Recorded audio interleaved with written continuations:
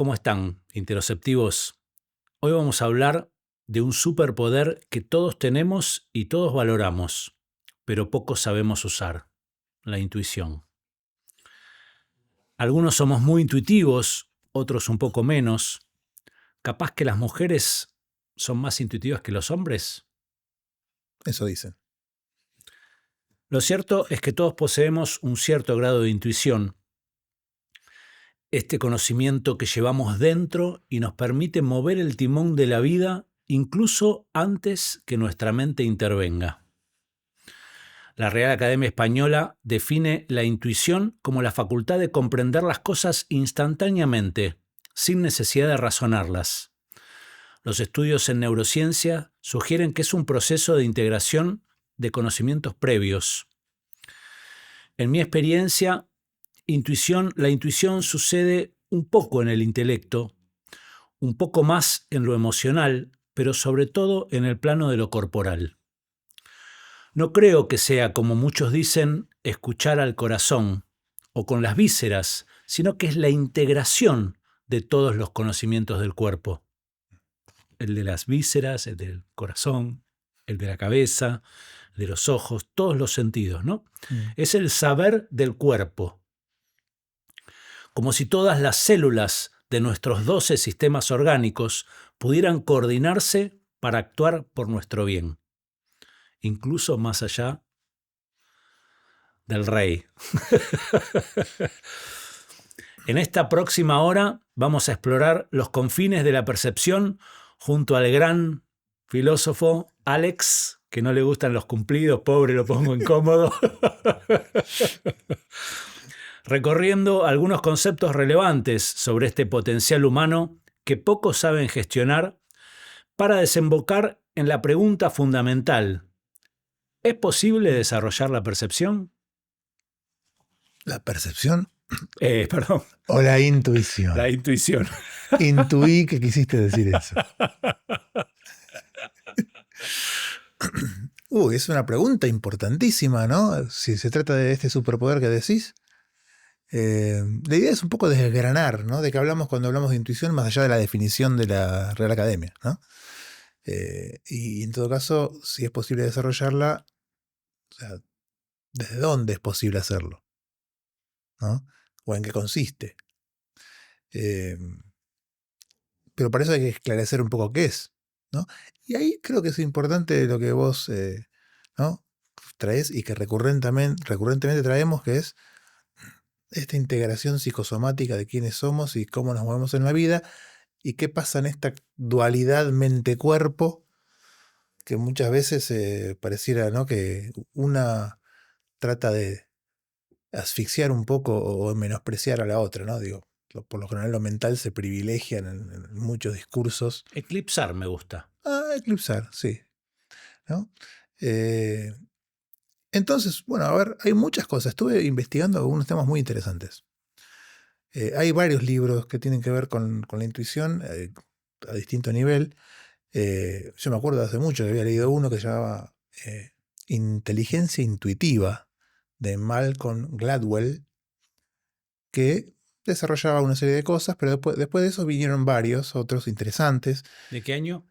Inteligencia Intuitiva, creo que estamos hablando de fines de la década del 90, si mal no recuerdo. Tendría que... Previo a la explosión neurocientífica del Es que la conocimiento neurocientífico. explosión neurocientífica estamos hablando de la década de los 90, pero estamos en pleno desarrollo, Claro. ¿no? Quizás muchos de esos resultados se ven a partir del 2000 y pico, que es donde aparece, por ejemplo, Pensar rápido y pensar despacio de Daniel Kahneman, que ganó un premio Nobel, ¿no? Un psicólogo que ganó un premio Nobel, y que junto con Amos Tversky hicieron muchas investigaciones acerca de cómo funciona esta cosa de la intuición, o esta cuestión del juicio rápido, ¿no? Estas cosas, juzgamos rápido en un santiamén, con un golpe de vista, ¿no? Captamos, como decís, el conocimiento, ¿no? De una situación que te permite tomar decisiones también rápidas. Me choca que lo llames juicio. Ajá. Tengo como asociado el juicio al razonamiento. Claro. Digamos, no sé si el cuerpo enjuicia. Ajá. Pero creo que sí, que tenés razón. No sé, descubrámoslo. Digo, en un punto, si vas a tomar una decisión, y está bueno esto que me decís, porque en realidad uno tiene la idea de que tomar una decisión requiere una deliberación, un proceso, ¿no? Un proceso reflexivo intenso en algún grado, que lleva un cierto tiempo y esfuerzo. Y justamente estas ideas que vienen desde la neurociencia sobre la intuición dicen todo lo contrario. Por ejemplo, Daniel Kahneman habla de que hay dos sistemas en nosotros, el sistema 1 y el sistema 2. Le puse estos nombres cortos porque son fáciles de recordar. Nada más que por eso. Porque él sabe la importancia de que las cosas complejas son más difíciles de recordar. Entonces, para hacerlo fácil de recordar, sistema 1, sistema 2. Sistema 1 es el sistema intuitivo. Esta es la teoría A. Tenemos hasta la Z. Igual no vamos a llegar hasta la Z hoy. Entonces, Kahneman dice, si tenemos sistema 1, tenemos sistema 2. El sistema 2 es el esforzado, reflexivo, de un pensamiento que va desgranando, analizando y, ¿no?, avanzando en un proceso. En cambio, el sistema 1 es el rápido, por eso se llama pensar rápido, pensar despacio. Pensar rápido es el sistema 1. Ajá. ¿No? Y en principio, ahí, en el sistema 1 es donde se da lo que muchas veces uno puede reconocer como intuición. ¿No? Ok. También se da lo impulsivo. Sí. Y entonces uno a veces dice, che, este saber así de golpe que tengo, ¿no?, del cual estoy convencido, ¿es intuición? ¿Es impulso? ¿Es instinto? ¿Es prejuicio? Y puede ser que no estén tan separados unos de otros. Ah, mirá. Si hablamos de instinto, ahí tenemos que poner, justamente, cuando hablamos de instinto, ¿a qué te suena a vos más? ¿A cuerpo o a mente? Al cuerpo. ¿No? Y vamos a la importancia de esa globalidad animal que nos configura, ¿no? Y además el instinto tiene que ver con esto, viste que las tripas, cuando a uno le dice, tengo un instinto que me dice, ¿no?, como que es una cosa muy orgánica, o que se siente en el cuerpo, y que termina sirviendo para configurar determinada conducta, ¿no? Y que los animales las vas a ver mucho, quizás. Sí, pasa, por ejemplo, con las personas, ¿no? Que hay personas que de golpe te caen bien, o sea, apenas las conoces, te caen bien, te caen mal. Eso Sí. es como sucede rapidísimo. Bueno, en el sistema 1, y también lo dice Malcolm Gladwell en su inteligencia intuitiva, las características que tiene justamente es de hacer una rápida evaluación. Típicamente hay cosas muy concretas a las cuales el cerebro humano, pero no solamente el cerebro humano, y ahí está la cuestión que vamos a ver de la importancia de esa integración. O sea, lo que se da es una rápida percepción y típicamente la decodificación de los rostros. Decodificar una cara es algo para lo cual estamos hechos, digamos, muy... ¿cómo puedo decirlo? Estamos hechos para poder detectar eso con una facilidad asombrosa. ¿Qué me Sí, dice tu de hecho, microexpresión? vemos caras donde no las hay también, ¿no? Si vemos las También nubes. el fenómeno de la pareidolia, como dicen algunos, ¿no? O sea, si podemos ver caras donde no las hay, imagínate lo que es. De hecho, hay una área que se llama área fusiforme de las caras en el cerebro, que está como diseñado, si se quiere, para pensar para justamente decodificar y encontrar las caras y tratar de leer qué dicen. Y porque estando en comunidad, en las caras podés leer qué es lo que está pasando en el resto, ¿no? Exactamente. Absolutamente. Entonces, y las microexpresiones que se dan en Es esas el caras. Wi-Fi, es la red Sí, sí. que nos conecta. Enseguida captás lo que pasa. Sí, no solo en las caras, también en la respiración, es un conjunto, ¿no? Sí, lo que digo es, quizás vos imaginate que, quizás sería lindo hacer un experimento, no sé si se habrá hecho o no, donde vos puedas leer determinada emocionalidad en la gente tapándole la cara. ¿no? Hay una información importante que te vas a perder. Quizás puedas empezar a decodificar y si te vas entrenando, podés llegar quizás a leer los Sí. cuerpos En una llamada telefónica uno puede saber mucho de la otra persona con los tonos de voz. a través de los tonos de voz, sí. Ok, Mucho menos en un mensaje de texto. por supuesto. Para eso salieron los famosos emoji que intentan compensar de manera muy incompleta, Mm. ¿no? Nos estamos yendo a la... no. Sí, pero ahí volvemos. Bien. ¿Por qué? Porque ese sistema 1, entonces, por ejemplo, decodifica rápido y fácilmente las caras para poder entender y conectar emocionalmente con vos. Entonces ahí viene la parte de las intuiciones respecto a la emocionalidad. Capto, ¿y qué pasa cuando capto la emocionalidad? Enseguida se configura, ¿no?, una emocionalidad en mí. Neurona espejo. Neuronas espejo. Bien. ¿No? Entonces, ahí es algo fundamental e importante. ¿Qué pasa? Pero te quiero llevar tal vez un paso para atrás. No sé si querés Sí. llegar a un punto y no te quiero No. interrumpir en el desarrollo. No, vamos con. Ya sistema 1 está bastante bien introducido, digamos, en ese sentido. Ok, porque dijiste algo que me dejó la espina ahí en la mente. Em, la intuición parece como que por lo que estamos diciendo, como que se nos da un poco de forma espontánea. Sí. Pero yo creo que también hay personas que no confían en su intuición porque la intuición los ha llevado por mal camino, Ajá. ¿no? Sí. Entonces no es algo 100% certero. Exactamente. Por lo que deduzco que en realidad uno debe construir una confianza en relación a su propia percepción, a su propia intuición, Sí. Sí. ¿no? Que se va a ir dando con el tiempo, con los patrones de comportamiento.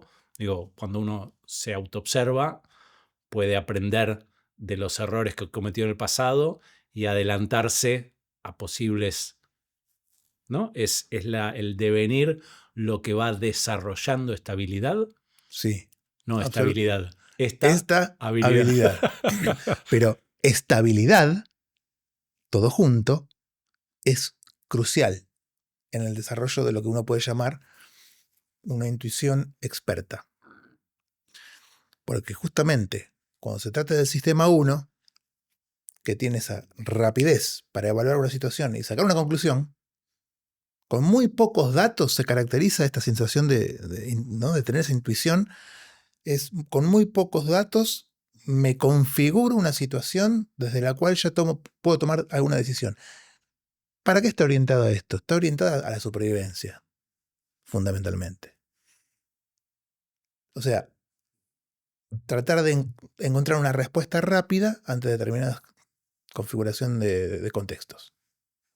Que incluye las caras de la persona o todas las señales corporales que me puede dar para que me diga amigable, no amigable, peligro o tranquilo. ¿Sí?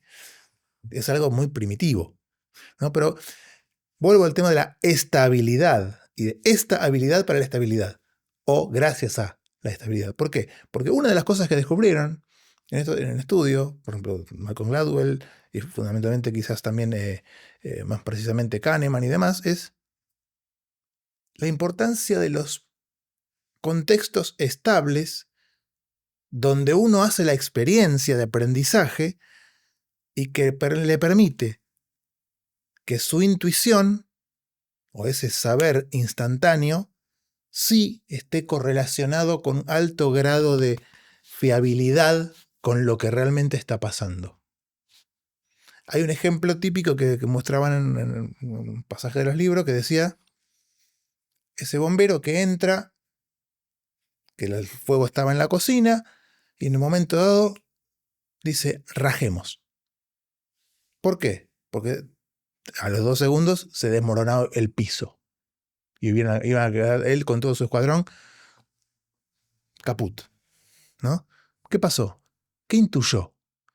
Y el tipo tiene una intuición experta, ¿sí?, que le permitió linkear 2 percepciones concretas.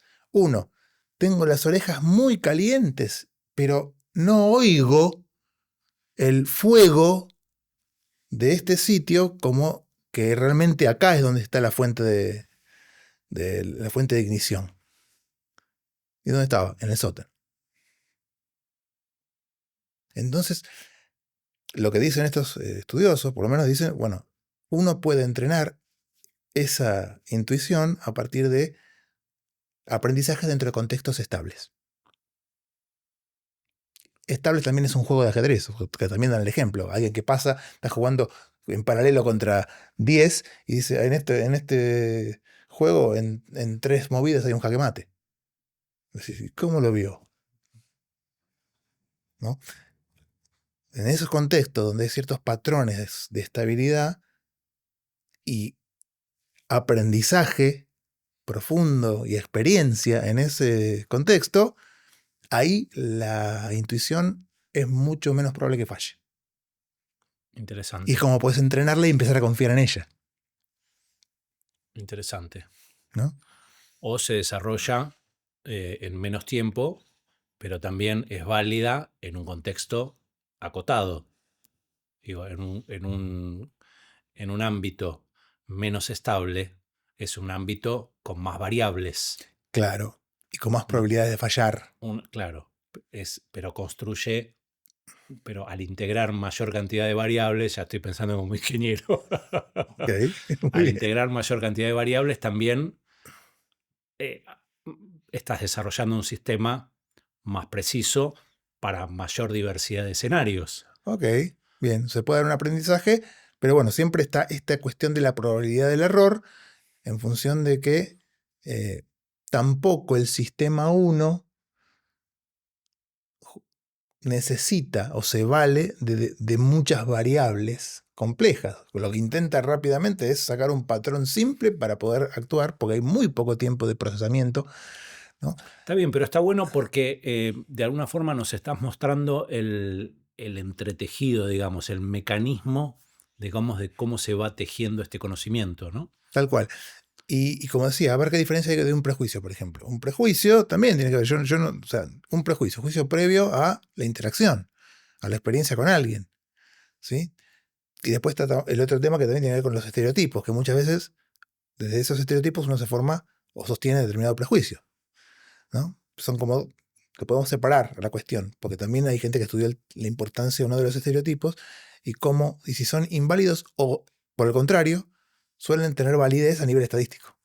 Pero bueno, lo que dice Kahneman es el sistema 2, que es el reflexivo, esforzado y que se activa cuando el 1 no resuelve, o sea, a partir del fallamos, o lo que yo creía que iba a pasar no pasó, o mi intuición no fue tal, se tiene que activar el otro, que es, bueno, entonces analicemos. Ahí está, y son dos procesos que suceden en dos capas y se complementan el uno con el otro. Sí, de hecho, sistema 1 siempre está tirando información al sistema 2. Y sistema 2 muchas veces dice, me cierra. Me cierra lo que dice sistema 1. O sea, esta cocina intuitiva la creo, listo. No me esfuerzo en calcular nada. ¿Qué diría, volviendo al programa anterior sobre el juego que hicimos con Laura, Sí. qué diría tu amigo Platón sobre el sistema 1? Bueno, un amante de la razón, ¿no? Y del sistema 2, Platón. Totalmente. Es muy interesante, ¿sabes por qué? Porque los niveles más bajos de conocimiento para Platón tienen que ver con la imaginación y la creencia, que entraría en todo lo que se llama la doxa, que es la mera opinión. O sea, cualquiera puede tener opiniones, y eso significa justamente que el saber real que hay detrás de cada opinión no es tal. O sea, es lo que uno cree. Y el mundo de los instintos, las intuiciones en este sentido, como prejuicio y demás, estaría ahí. Yo creo que esto es así. ¿Por qué? Y bueno, con un par de impresiones que tengo de lo que he visto hasta acá. ¿Sí? Pero resulta que cuando vos vas escalando en la salida de la caverna famosa de Platón, de la doxa o de la mera opinión, donde están las creencias la imaginación y creencias como los niveles más bajos, después está el pensamiento discursivo, que tiene que ver con ese pensamiento analítico típico de las matemáticas, donde tenés que hacer un procedimiento para llegar a un resultado y esclarecer una verdad que no está tan clara. Solo lo lógico matemático está en ese punto. Pero el último grado más y el más elevado para Platón justamente es la intuición. Ah, mira. Que uno pueda llegar a intuir la verdad, ¿no? De esa verdad perfecta, arquetípica que está en el famoso mundo de las ideas platónicas, ¿no? Me gusta esto que traes porque se me estaba hundiendo el concepto de intuición en el barro, porque se me estaba mezclando con prejuicio. Claro. O sea, si mi intuición es la construcción del conocimiento a partir de experiencias anteriores, digamos, es un conocimiento instantáneo, digamos, que me permite responder a mi entorno de forma rápida. Sí. Estamos hablando de prejuicios. Claro, de prejuicios, de instintos, si querés, o respuestas instintivas, pero... No, pero instinto y prejuicio no es lo mismo. No. Salvo que hagamos la distinción de prejuicio malo y prejuicio bueno. Ah, ok.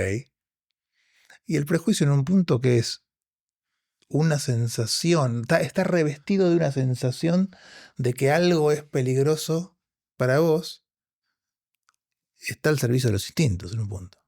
Che, esto es peligroso. Cuidado. Me cruzo de vereda. ¿Sí? Lo cual a veces te puede salvar la vida. Tal cual. Hay muchos prejuicios también alrededor del prejuicio. Claro. ¿No? Y entonces como que está bueno poder ponerlo sobre la mesa y decir, para algo están los prejuicios. El tema es saber cómo, ¿no? El para qué están y cuáles van a ser las acciones que vos haces a partir del prejuicio. Una cosa es que yo me cuide porque prejuzgué que hay peligro en la persona que viene frente a mí en esta calle y me cruzo. Y otra cosa es que me organice para ir a patotearlo. ¿Y cómo hago yo para distinguir entre un prejuicio malo y una intuición? Esa es una gran pregunta. Bueno, justamente uno de los puntos es, primero, reconocer que cuando el sistema 1 está funcionando, puede fallar, y muchas veces esa idea que está tan imbuida de lo emocional y lo corporal, porque además se expresa Bien, la corporalmente. intuición puede fallar. Tampoco Sí. endiosarla como la intuición, ¿no? Porque Platón la acaba de poner allá arriba Sí, también. y sí. Pero después... Entonces corres el riesgo de dártela contra... ¿no? Contra la pared cavernosa y rocosa de la cual estabas queriendo salir. Claro, es cierto. O sea, no endiosar la intuición muchas veces tiene un velo místico, ¿no? Pero porque tiene un poder, como vos bien lo dijiste, genera un poder de convicción tal, donde uno dice, no tengo que hacer tanto esfuerzo y capto, de algún modo se me revela una determinada información que me permite tomar acción o tomar alguna decisión que no pasa desapercibido, ¿no? Es un saber que está ahí, que puede fallar o no en función de, por ejemplo, esto. Una cosa es que yo no tenga ningún tipo de experiencia y los contextos sean altamente complejos y cambiantes. Ahí está. Entonces, si yo tengo una palpitación o un pálpito o una corazonada, porque encima se le dice así, ¿no? Eso va a estar más ligado a un posible prejuicio o una intuición fallida que en el otro caso del bombero que te decía o del maestro experto de ajedrez. Ahora, si yo, por ejemplo, puedo en mi ciudad reconocer qué puede ser una amenaza, ¿no? Y viajo y me voy a otra ciudad, a otro país, digamos, cambian las reglas. Okay. Y reconozco una amenaza, digamos, por mis conocimientos previos sobre lo que aprendí en mi ciudad o en mi país, mi cultura, digamos. Sí.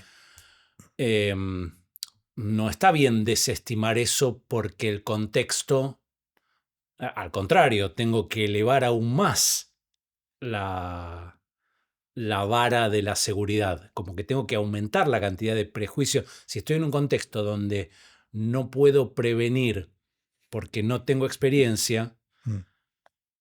la intuición es como que en vez de funcionar menos, tengo que darle más relevancia. No sé si lo estoy Sí, diciendo bien.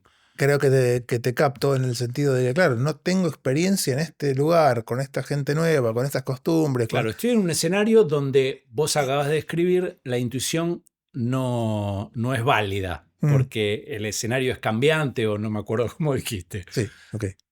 Pero en ese caso no puedo desacreditar, sino que al revés tengo que poner el doble de... o hacer laburar también la cabeza, ¿no? El sistema 2. Bueno, ahí está. Sistema 2 no quiere laburar.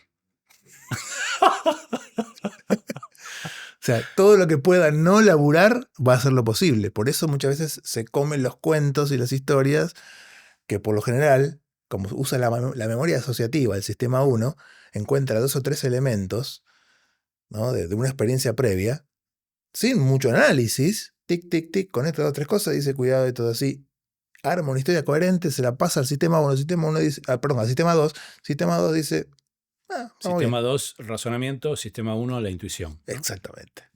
¿No?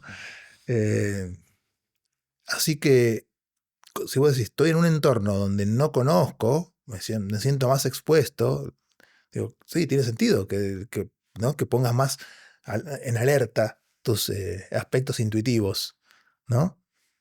Y Descartes te diría, cuando usted no sabe qué hacer, si está en un lugar que no conoce, lo mejor que puede hacer es seguir las costumbres de la gente. O sea, ¿hasta qué? ¿Cuándo? Hasta que el sistema 2 se ponga a laburar, viste que trata de evitar laburar, pero bueno, se ponga a laburar, a trabajar, y empiece a descifrar, a entender la lógica y comprender cómo son las costumbres y una serie de cosas, a entender unos patrones y entonces vos decís, bueno, ahora puedo ¿no? empezar a ver cómo me voy adaptando a esto. Tiene mucho que ver lo que estás contando con la aventura de conocer la experiencia de ir a otra cultura, Claro. ¿no? Estás describiendo de alguna forma el mecanismo interno de experimentar una nueva cultura. Sí, y donde ese sistema 2 es un sistema que se abre a la atención concreta y consciente de qué es lo que se hace, cómo se hace, ¿no? Para poder amalgamarte con ese entorno, ¿no? No tenés eso y no tenés esa apertura inicial, bueno, vos, que tu instinto en un punto, tu parte más intuitiva, diga, va por acá, ¿no? Si estos van para allá, vamos para allá.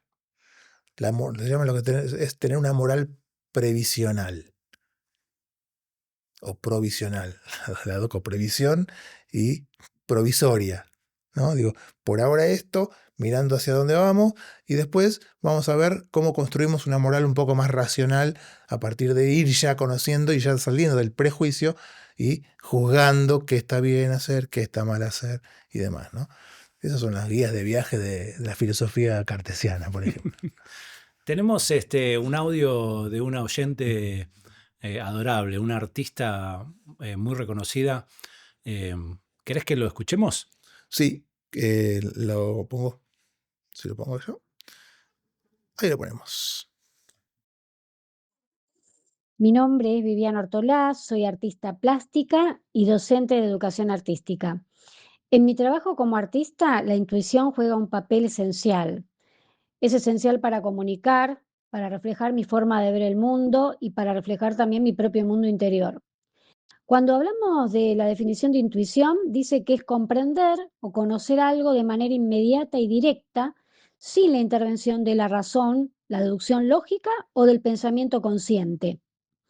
En mi experiencia con los alumnos en el aula, es muy común o frecuente ver alumnos que teniendo habilidades artísticas y de manera intuitiva trabajan el equilibrio de los colores en la obra o en el dibujo que están realizando, pero no porque lo hayan estudiado o aprendido, sino porque es lo que llamamos memoria perceptual. Son alumnos que con capacidades artísticas de solo observar imágenes equilibradas, de cómics, de revistas, de anuncios publicitarios, expresan esos conocimientos que están incorporados de manera inconsciente.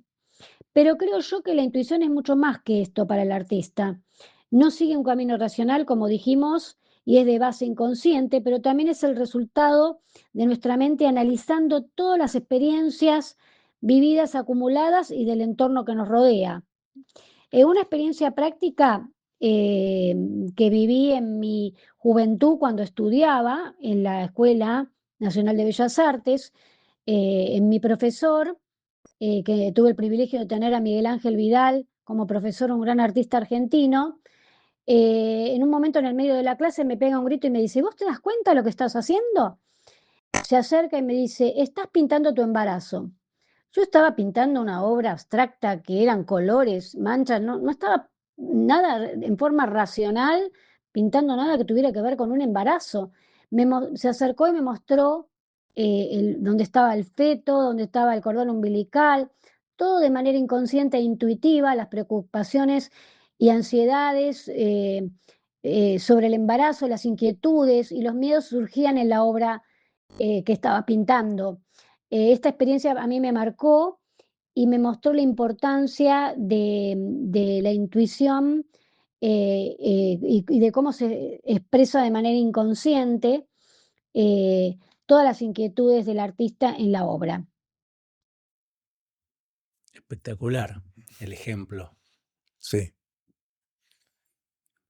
Se está expresando inconscientemente, ¿no? Porque a ver, la cuestión intuitiva justamente tiene mucho que ver con esto, ¿no? Es como que pasa por el costado de la conciencia.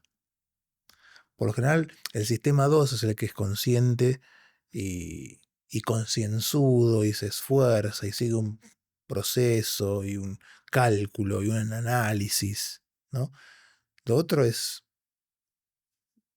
ocurre y como que te sorprende un poco, ¿no? Quizás por eso también está ese halo místico sobre lo intuitivo, ¿no? Esta cosa de se me reveló algo. Eh, Porque, claro, ahí está ahí me estás sacando la intuición del barro. del barro, Mm, ¿no? Cuando un artista, digamos, logra una genialidad, digamos, cuando rompe un molde.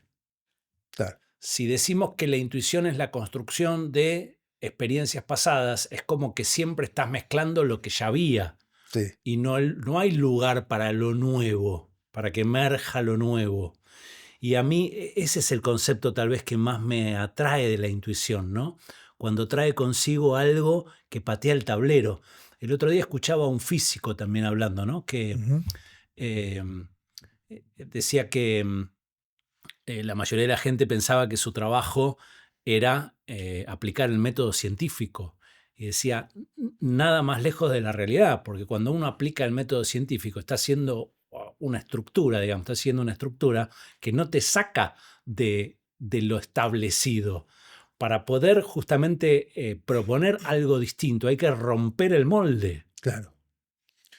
O sea, ahí es donde aparece lo intuitivo ligado a lo creativo, ¿no? Digo, el método científico en todo caso tiene que ver con una serie de procedimientos conscientes, el sistema 2 si querés, ¿no? Que sirve más para constatar las hipótesis, pero esas hipótesis de alguna manera se inspiraron en un momento previo, ¿no? O diferente, ¿no? Digo, la estructura de corroboraciones es una cosa, ¿no? La teoría de la demostración, y otra cosa es lo que quiero demostrar, que surge, ¿no? A veces de lugares impensados, ¿no? Y sorprende a los propios científicos, a los propios artistas. Impensados, subrayo. Claro, impensados. Sí. Entonces, ahí sí aparece la reivindicación de la intuición en el sentido de...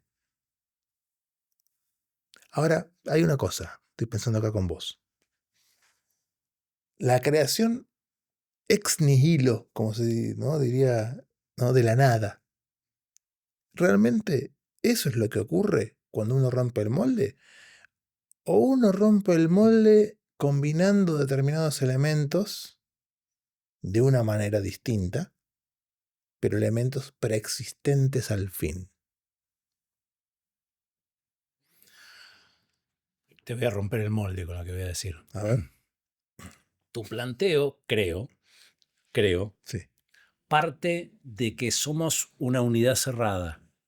Como que el conocimiento empieza y termina en uno. Ajá.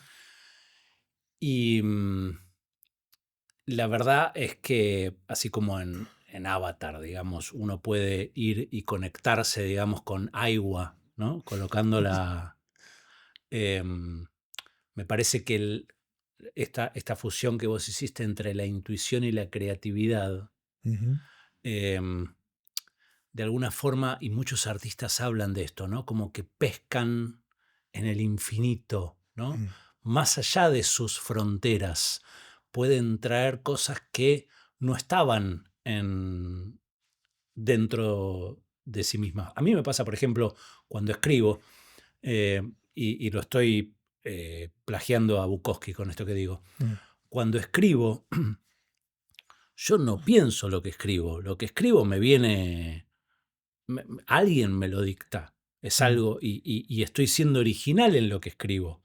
Por Ajá. supuesto que es en parte una materia prima que sale de una licuadora con elementos previos, Ok. pero también hay un polvito mágico.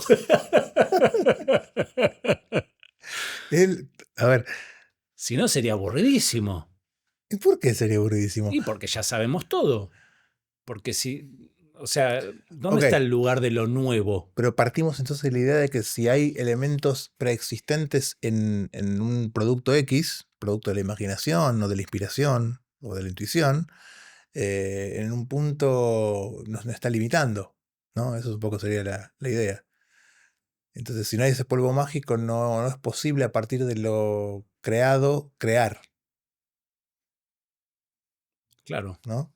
Eh, y yo creo que parte del halo que se teje alrededor de la intuición tiene que ver con eso, ¿no? No digo que esté bien o mal, digo, es la idea de que no es posible crear algo nuevo o genuinamente nuevo desde lo que ya está.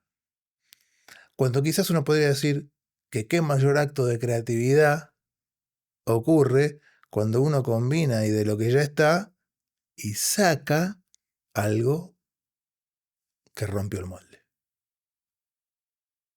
Y eso que rompió el molde ya pasa a ser un elemento de las cosas creadas que después también puede ser inspiradora para el otro o para vos después. Y entonces ahí se arma una espiral creadora. Ahí está, la espiral. Me vino esa imagen, la espiral. Porque uno no vuelve exactamente al mismo punto, que es lo que sucedería si estuviera combinando elementos del pasado. Tal cual. Ahí, Hay un plus. ahí está. Y ese plus es muy genuino y muy valioso. No sé si tiene que ver con polvos mágicos. O sí, no lo sé. O quizás uno lo vive de determinada manera que uno dice, esto es magia, ¿no? Y otro quizás puede decir, no es magia, pero no tiene por qué serlo para que no lo valoremos, ¿no?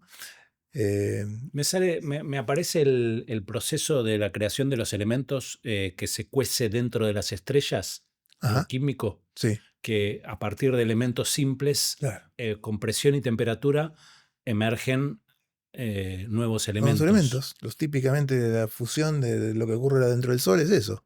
Hidrógeno que se transforma en deuterio, en tritio y yo qué sé, ¿no? Y empieza helio, no sé. Todos los elementos. Todos los elementos hasta que terminan siendo metales pesados que terminan colapsando la gravedad de la estrella, ¿no? Pero entonces uno dice, ¿cómo? A ver, Que es cuando el artista colapsa. junto con el universo, ya que estamos, ¿no? Pero vos fíjate que eso es muy interesante, entonces, cómo ocurre que se pueden pensar modelos también donde de lo simple, de los elementos simples, surge o emerge, bueno, la teoría de la emergentista de la conciencia, que viene de la teoría de sistemas, donde los sistemas tienen propiedades emergentes, Ahí está. ¿no? La complejidad de un montón de elementos simples, pero cuando están reunidos es tal que genera una propiedad o emerge una propiedad que no está en los elementos simples. Si no, Me parece que nos estamos acercando muy bien al concepto de intuición con esta descripción. Ok, bien. Vamos.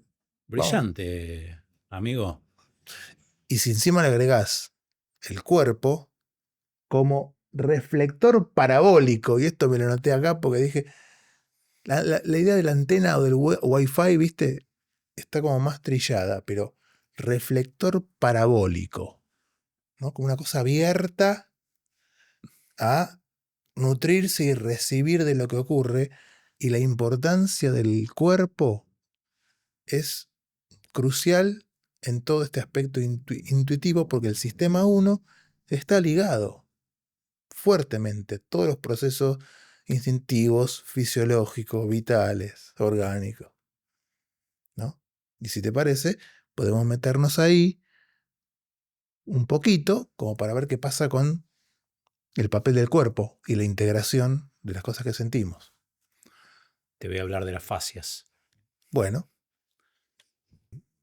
¿qué tienen que ver las fascias con esta importancia del cuerpo ligado a este saber del cuerpo que es Ahí intuitivo? vamos. Pero primero, antes de eso, Sí. necesito sacarte, como diría Castaneda, del tonal.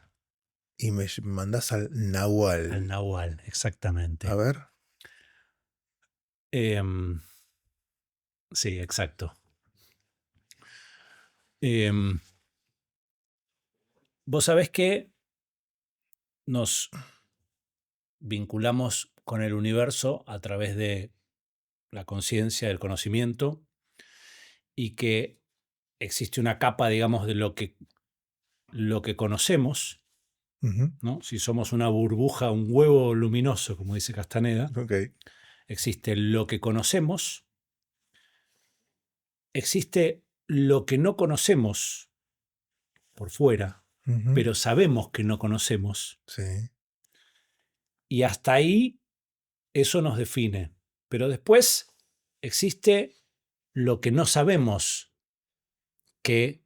Lo que no sabemos que sabemos y lo que no sabemos que no sabemos. Exacto. Estaba pensando exactamente lo mismo. Bien.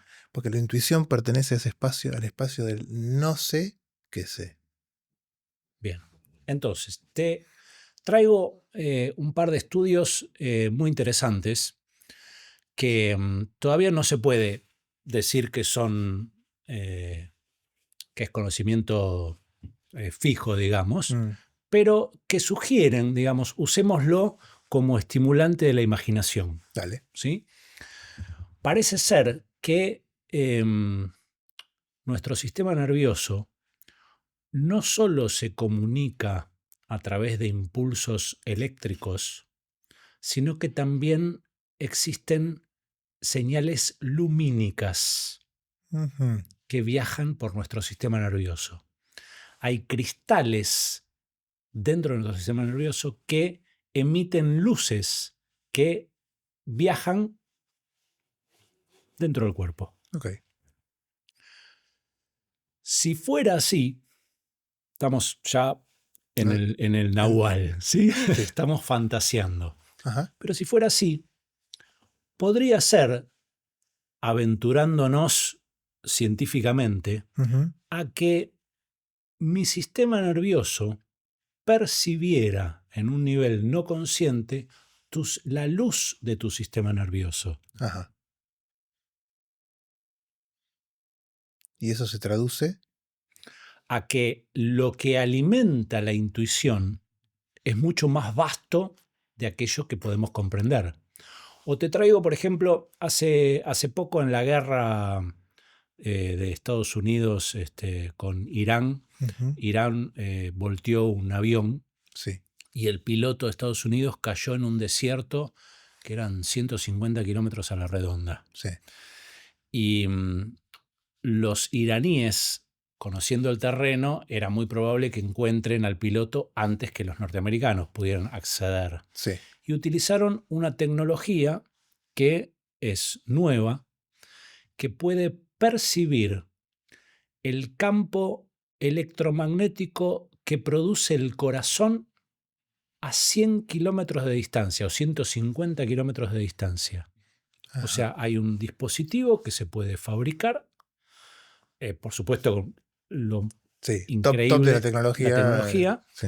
en el que vos podés percibir una determinada presencia humana en un rango de 150 kilómetros a la redonda. Sí. ¿Cómo sabemos o no sabemos si el campo electromagnético de nuestro corazón percibe el campo electromagnético de todos los corazones de las personas que tenemos? ¿No? Sabemos que los corazones se sincronizan. Sí, y un montón de procesos fisiológicos de gente que comparte espacios. Inclusive, por ejemplo, el ciclo femenino también se sincroniza. Exacto. Sí. Entonces, traigo estos dos ejemplos aventurados para abrir la cabeza en relación a la cantidad de información que podemos estar recibiendo y que no tenemos ni idea. Sí. O sea que esa mente intuitiva de que hablábamos, ¿no? Que intenta simplificar la complejidad, generar una historia coherente y dársela al sistema reflexivo para decirle, no te preocupes, está todo bajo control, déjame a mí a cargo, ¿sí? No solo se nutriría por los sentidos típicos, vista, olfato, audición, tacto, ¿no? Digo, sino que podría no haber otro campo de percepciones Tiene que que lo haber. puede nutrir. Tiene que haber. Hay. Digo, hay muchas explicaciones. Digo, ahora esto, por ejemplo, del corazón es concreto. Ok, claro.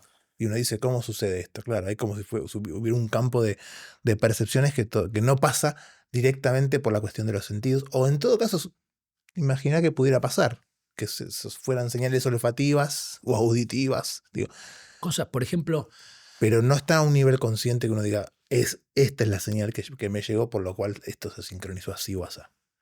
¿No?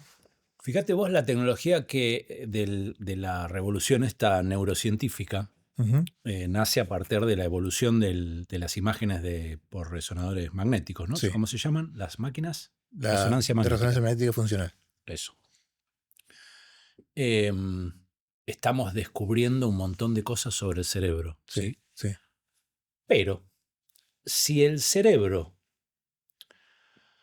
se desarrolla en relación a un entorno y nosotros estamos, para analizar el cerebro, metiendo a una persona dentro de una cápsula a la cual le ordenamos que no se puede mover, o sea, le ordenamos que no se puede relacionar con su entorno.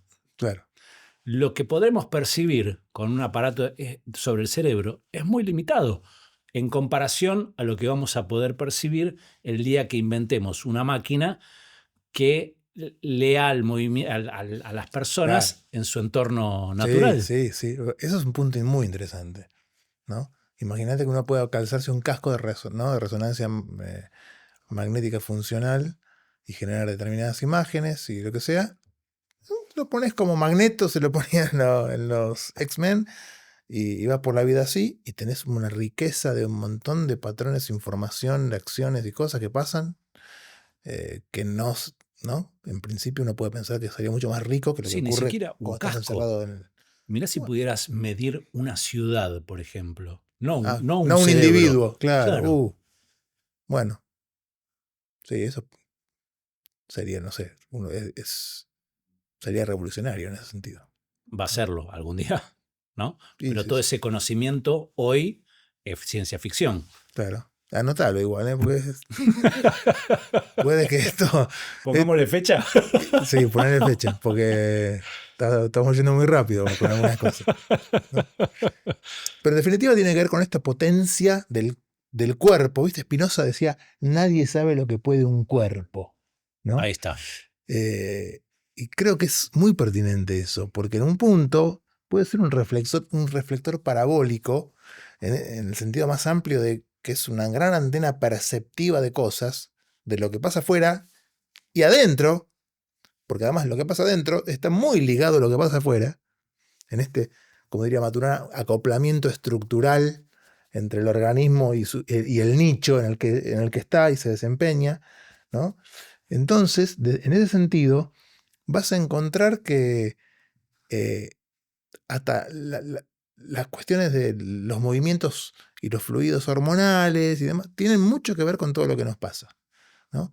Por ejemplo, hay uno de los puntos interesantes que estuve viendo, que es de un tipo que vio la biología y la fisiología de los que toman riesgos financieros, ¿no? Por ejemplo, en la bolsa de Nueva York. Entonces, pasa, por ejemplo, que el cortisol, que es una de las hormonas del estrés, junto con la adrenalina se dispara fuertemente, te pone foco, ¿no? Pero también se disipa rápidamente.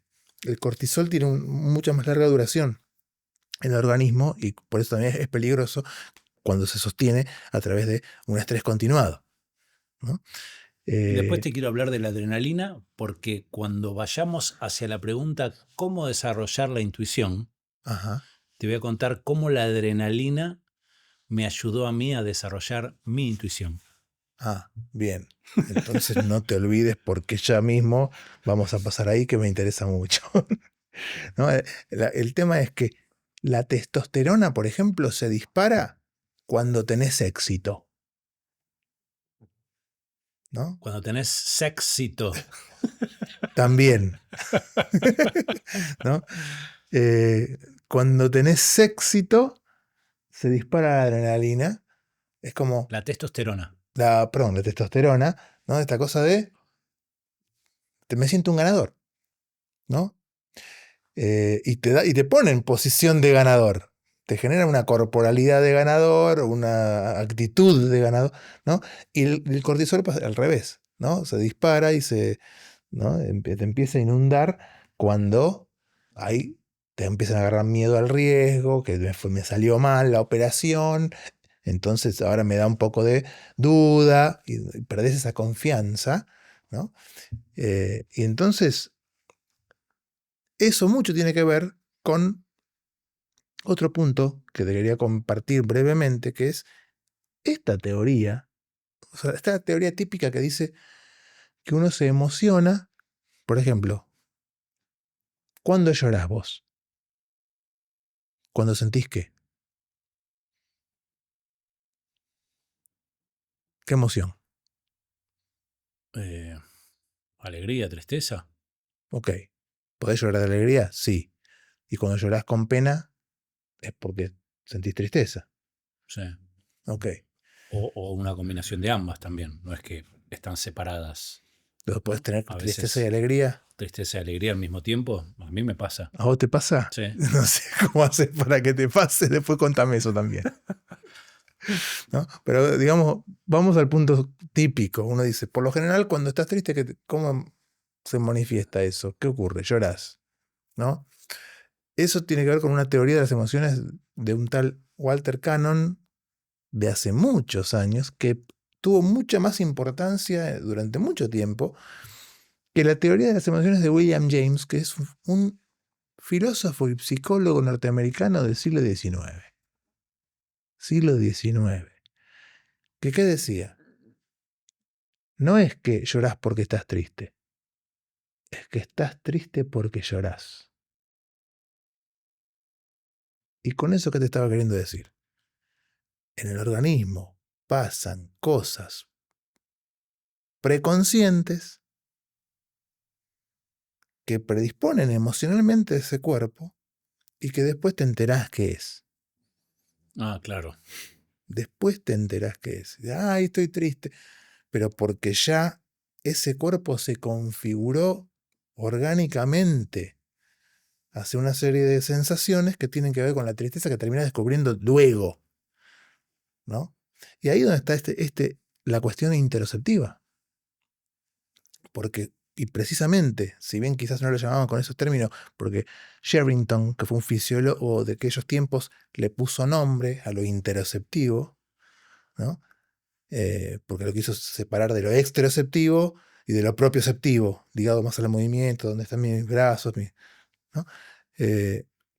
Pero teniendo en cuenta esta cuestión de lo interoceptivo, James lo toma como diciendo, esto es muy importante Porque ahí ocurren un montón de cosas que hacen a la emoción que después yo puedo traducir como la emoción que digo que tengo, ¿no? Y ese saber del cuerpo es un saber del cuerpo, propiamente dicho, antes de que la mente consciente se configure y se dé una idea de por dónde está pasando lo que le pasa, ¿no? ¿Por qué te lo quería traer? Porque esto ya tiene 140 años, 150 años casi. En ese sentido, de tener una intuición filosófica, como en el caso de William James, que dice, che, a mí me parece que esto funciona así. Y ahí está la importancia de que el sistema 1 está ligado fuertemente a eso. Y que después va a tener Antonio Damasio, un siglo después, hablando del error de Descartes, para decir, ojo, las emociones son fundamentales a la hora de tomar decisiones y tener pleno uso de facultades cognitivas no garantiza que si no hay un apoyo y un soporte emocional del sistema 1 que le pasa la info a su sistema 2, ¿no? Para hablar en el lenguaje de Kahneman, si no hay una conexión ahí fuerte y una base, es imposible, por ejemplo, tomar una decisión consciente.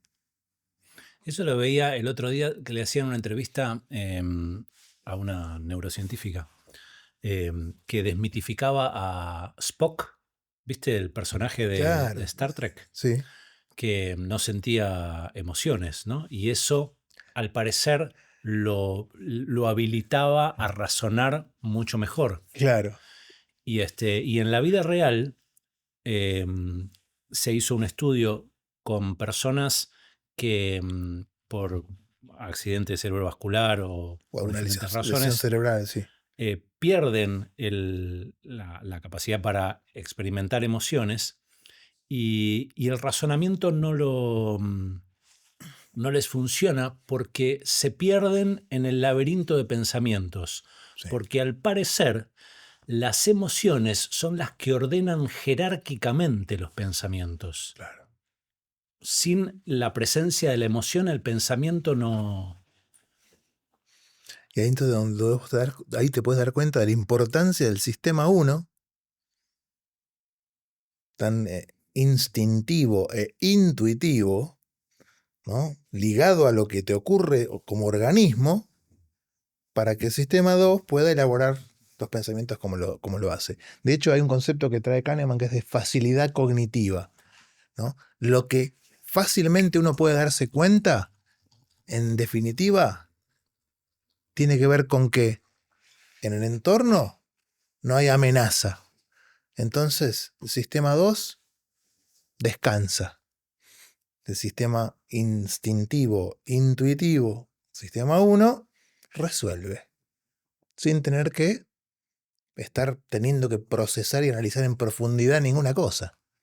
Ahora, viene una situación amenazante y la facilidad cognitiva se pone en jaque. O una situación, un cambio. Por ejemplo, una de las cosas, el ser humano está preparado para darse cuenta o asociar vida, por ejemplo, a algún tipo de objeto que se mueve de manera tal que esquiva otros objetos. O, por ejemplo, puede ver amenaza o percibir rápido, el sistema 1 es esto, percibir rápidamente una amenaza si ve una sombra simétrica que se aproxima. Si es una sombra asimétrica, no, porque hay un cálculo rapidísimo que se hace, como que ¿no? Hay una cuestión de distorsiones que no representaría la sombra de un cuerpo, ¿no? Que se me acerca como amenaza real.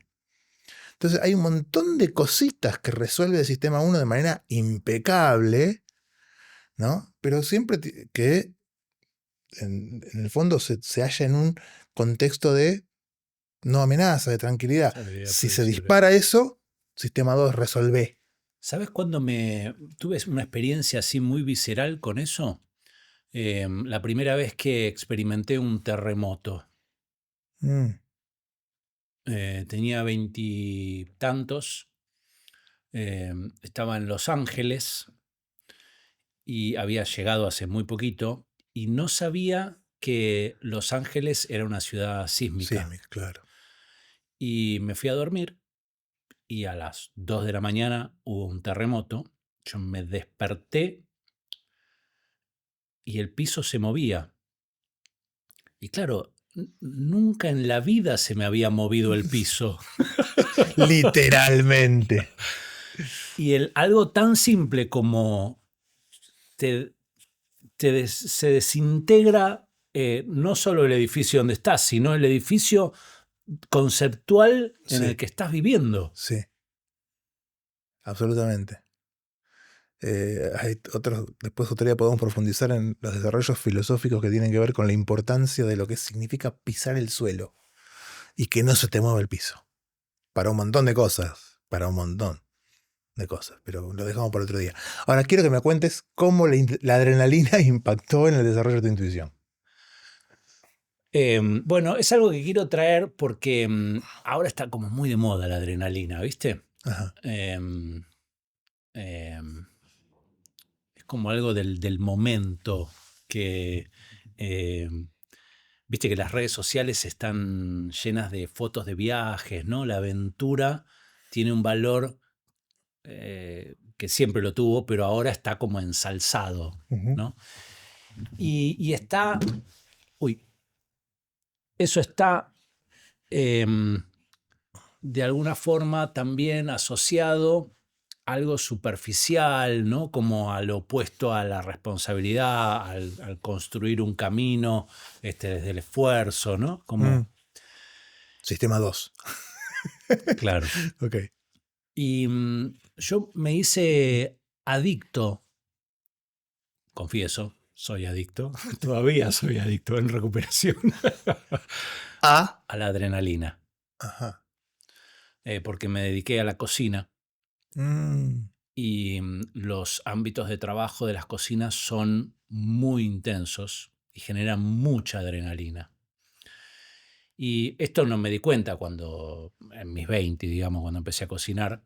Después, ahora puedo intelectualizar todo esto, pero me mm, di cuenta que el motor, digamos, no solo era que era un ámbito que me facilitaba, digamos, para la creación, para lo abstracto, en fin, sino que me atraía mucho el servicio, se llama en gastronomía cuando el momento pico, digamos, de tensión de laburo, ¿no? sí. Y, y eso se volvió como como la droga diaria, digamos, necesaria en mi vida, la adrenalina esa. Y yo creo que después leyendo, me di cuenta que, claro, cuando uno está en una situación de adrenalina, tiende a desarrollar es como que el cerebro se acelera, la cantidad de cuadros por segundo que percibimos con el Ujú. ojo aumenta y todo eso contribuye a que tengamos una percepción más afilada de la realidad de alguien que no atraviesa Sí. situaciones de aventura, de adrenalina, de riesgo. Sí. Entonces, nada, digo, es algo que normalmente está asociado a algo banal Sí. y sin embargo puede ser crucial para el desarrollo. En mi caso lo fue. Por supuesto, el costo de hacerme adicto a la adrenalina, después, con los años, pagué un precio altísimo, ¿no? Mm. Pero nada, ahí hay un camino. Desarrollar la intuición. Exponernos al riesgo. No, yo no dije eso. Pero me acuerdo que, claro, me acuerdo que vos me dijiste una vez, mi nombre olvidé de más, que es tener un restaurante es como un recital en vivo. Ah, claro, sí. ¿No? Y yo que vengo de la música, ¿no? Lo asocio desde el lugar de. O sea, cuando estás en medio de un espectáculo, de un show, o sea, es eso, es toda la adrenalina. ¿Que para qué sirve? Para poder estar enfocado, para, ¿no? Es típico me acuerdo, se me viene a la cabeza, Kahneman estudió mucho el tema, ¿sabes qué? En cómo en situaciones de estrés cognitivo las pupilas se dilataban y disfrutaba mucho en sus aprendizajes iniciales en medir pupilas el tipo para ver cómo repercutía como gran indicador de los niveles de estrés que se generaban a nivel de procesos cognitivos, como psicólogo estudiando. ¿Qué pasa con las pupilas? Es un gran indicador, ¿no? Y yo no sé si, o sea, 24 marcos por segundo es lo que sabemos que tarda, ¿no? Digamos, es lo que hace que esos fotogramas se conviertan en una película para la vista, ¿no? Ujú. Y probablemente sigas percibiendo 24 por segundo, pero que seguramente se te agrandaban las pupilas para tener un ángulo mayor de captación y percepción de lo que estaba ocurriendo, no cabe duda. No, pero tengo entendido que en estas situaciones aumenta, Aumenta la cantidad de marcos por segundo. sí, Ok. y por eso las situaciones de mucho peligro las vivimos como en cámara lenta. Mm, Y eso en un punto también te da la sensación, ¿no? La idea de que uno tiene el suficiente tiempo como para ir a resguardo Ajá, al vivirlo en cámara lenta. así es. Qué interesante. Me encantaría, amigo, que algún día hablemos sobre la música en el cuerpo, Con todo ¿no? gusto. Vos que tenés, es un lindo tema Sí, para abrir. sí, hagámoslo. Bueno, me gustaría que me cuentes, ¿no? Hablamos un poco del cuánto esta cuestión instintiva, intuitiva, la verdad me gusta ponerlos juntos, ¿viste? Porque ahí creo que hay una integración, ¿no? La intuición platónica que no es tal, que en todo caso será la intuición experta, porque vos tenés el conocimiento, el desarrollo, estudiaste 40 años de filosofía en la academia y bla, bla, bla. Entonces se puede dar un conocimiento intuitivo para sacar a la intuición del barro y separarla del prejuicio, ¿no? Pero no deja de estar, y ahí sí, en riña con Platón, de lo que significa el sistema 1 con toda la integración psicosomática y toda esta cuestión corporal y orgánica que está todo el tiempo al servicio, ¿no? De darle la información que el sistema 2 después es el que va a estar elaborando a la hora de resolver cosas que en ese eh, corto tiempo la intuición muchas veces puede resolver bien, sobre todo cuando hablamos de la intuición experta y no del prejuicio y de lo, ¿no? Que caen sesgos que simplemente por haraganería del sistema 2 se da en esos casos. Entonces uno dice, a ver, ¿y cómo haciendo esta integración psicosomática, dónde entran las fascias, ¿no? En esto que estamos hablando? Las Como, fascias, sí. Em,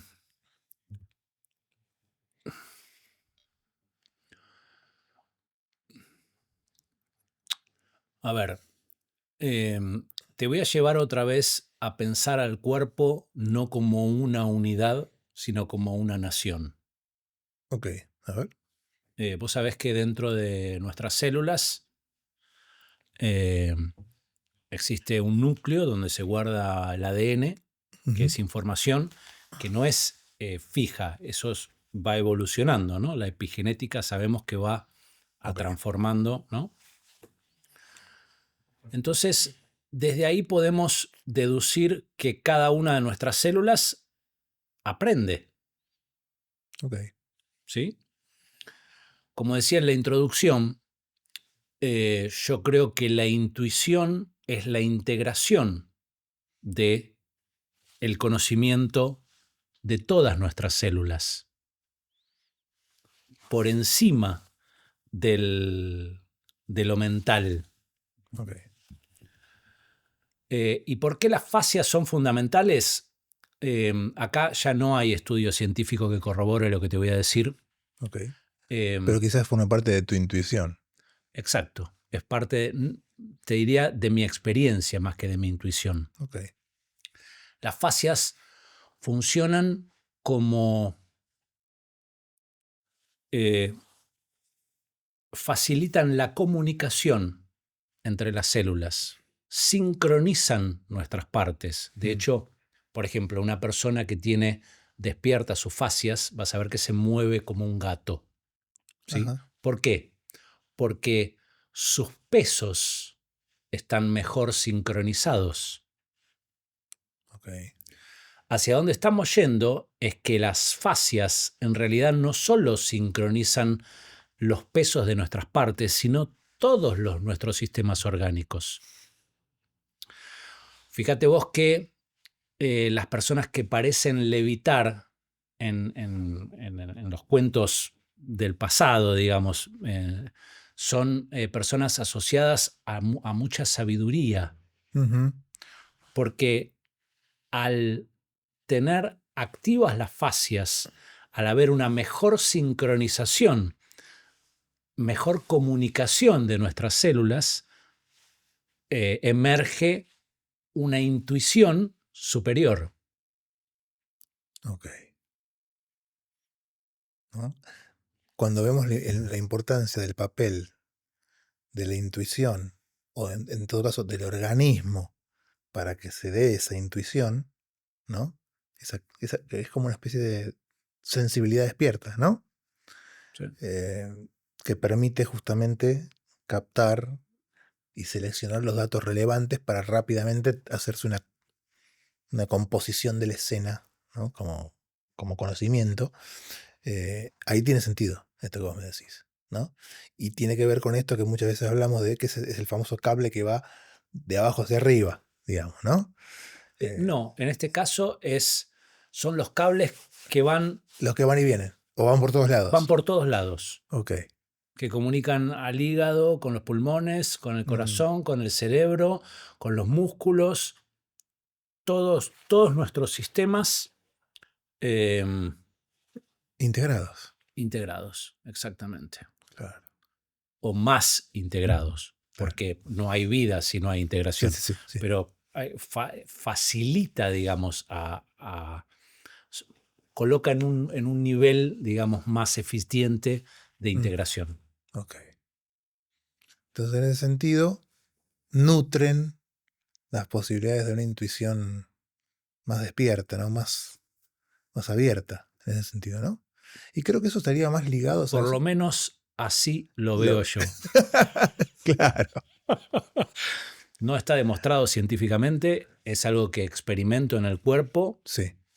creer o reventar. Trata de creer y no de reventar. Pero acordate, porque en 20 años se va a saber. Tal cual. Y nos hemos olvidado de decirle a la gente que haga un bien en la humanidad. Siguiendo el canal, poniendo me gusta y dejando un comentario relativo al tema. ¿Por qué un bien humano a la humanidad? Porque este conocimiento es de valor, me parece que contribuye, si se tiene en cuenta y se lo toma seriamente, como un Claro, factor importante de bienestar. hay tanto contenido basura en las redes que colocar este conocimiento en relevancia facilita, porque las máquinas, los algoritmos no saben lo que es bueno para la humanidad. No, simplemente siguen patrones. Exacto. Y nosotros tenemos que enseñarles a los algoritmos a distribuir un conocimiento que haga una humanidad Más humana. más humana. Exacto. Así que suscribirte, mira, los fundamentos para suscribirte al canal. Bueno, ¿estamos hechos con la intuición? Creo que sí. Creo que hemos pasado por, otra vez, ¿no? La cuestión más de mente-cuerpo desde una arista o desde una perspectiva distinta, ¿no? La importancia de quizás de distinguir prejuicio de intuición y darse cuenta de que la experiencia y la sabiduría y el nivel de sensibilidad ayudan mucho a, bueno, como también vuelvo a Spinoza porque me parece a mí un referente tan importante, ¿no? Él dice que, viste, en este de nadie sabe lo que puede un cuerpo, pero porque un cuerpo puede tantas cosas en términos de lo que del poder hacer y en términos de lo que le puede pasar o el poder padecer. Padecer no en el sentido peyorativo, en el sentido negativo del sufrir, sino de que le pasan cosas, ¿no? Y él hablaba mucho del tema de los afectos. Por eso hablábamos también de la alegría y la tristeza. La tristeza como la pérdida de esa potencia de obrar y la alegría como el aumento de la potencia de obrar. Ajá, eso ¿no? es fascinante. Que me parece, hay una intuición espinociana a la hora de, ¿no?, inspirarse para poder escribir lo que plasmó de esa manera, ¿no? Pero una de las cosas tan interesantes tiene que ver con que las posibilidades de conocimiento de un ente están en su capacidad de ser afectado.